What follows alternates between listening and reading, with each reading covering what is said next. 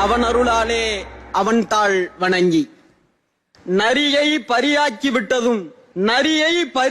விட்டதும் பிட்டுக்கு மண் சுமந்து பிறம்படி பட்டதும் இறைவனே இறங்கி வந்து எழுத்தாணி தொட்டதும் வள்ளலார் சன்மார்க்க நெறி பெற்றதும் மனிதன் கடவுளுக்கு சொன்னதும் திருவாசகம்.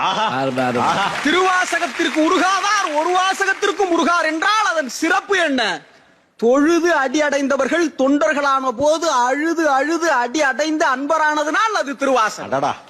கடவுளின் கருணையை பாடிய நூல்களுக்கு மத்தியில் கருணையே கடவுளாய் பாடியதால் அது திருவாசகம். திருவாசகம் என்பது திருவாசகத்திற்கு உருகார் ஒரு வாசகத்திற்கும் உருகார் என்கிறோமே. மாணிக்க வாசகருடைய திருவாசக அனுபவம் என்பது மறுமையை ஏற்பவர்களுக்கு மருந்து, மறுப்பவர்களுக்கு இம்மையிலேயே விருந்து. ஆண்டவன் பெயரால் உலகத்தில் பிரிவினைகள் நிகழ்கிற பொழுது ஒரு மதம் பரப்ப வந்த பாதிரியார் திருவாசகத்தை மொழிபெயர்த்திருக்கிறார் என்றால் ஏகன் அநேகன் இறைவனடி வாழ்க, ஏதவன் ஊர் ஏதவன் பேர் ஆறுற்றார் ஆரையலார் ஏதவனை பாடும் பரிசேலோ ரெம்பாவா என மாணிக்க வாசகரை ஈர்த்து ஆட்கொண்ட ஈசனை கண்ட நூலில் போப் இயேசுவை காண முடிகிறது என்றால் திருவாசகம் ஒரு மதநெறி பரப்புகிற நூல் அல்ல, அது மதம் கடந்தும் இறைவனை காட்டுகிற நூல்.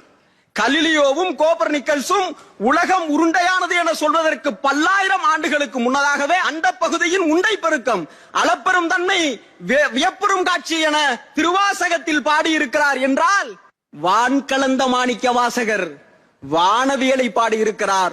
படைத்தவனை மட்டும் பாடவில்லை, பிரபஞ்சத்தையே திருவாசகம் பாடியிருக்கிறது. ஆன்மீகம் என்பது ஆண்டவனை அடையும் நிலையா? அது தன்னை உணரும் கலை. புல்லாய் பூடாய் புழுவாய் மரமாய் பல்மிருகமாய் பறவையாய் பாம்பாய் கல்லாய் மனிதராய் என உயிரின் தன்மையை பேசி இருக்கிறது திருவாசகம். உயிரை உணர்ந்தால் அவன் தன்னை அறிகிறான் என்று பொருள். தன்னை அறிந்தவனால் பிற உயிருக்கு தீங்கு ஏற்படாது. தன்னை அறிதல் தான் ஆன்மீகத்தினுடைய மையப்புள்ளி. அதைத்தான் திருவாசகம் பேசி இருக்கிறது. தன்னை அறிந்தால் பேதம் நீங்கும், பேதம் நீங்கினால் கருணை பிறக்கும், கருணை பிறந்தால் கண்ணீர் சுரக்கும். 51 திருப்பதிகங்கள், 658 பாடல்கள், 3327 வரிகள். எந்த வரியில் போப்பும் வள்ளலாரும் மாணிக்க வாசகரிடம் உருகி இருப்பார்கள் எண்ணி பார்க்கிறேன்.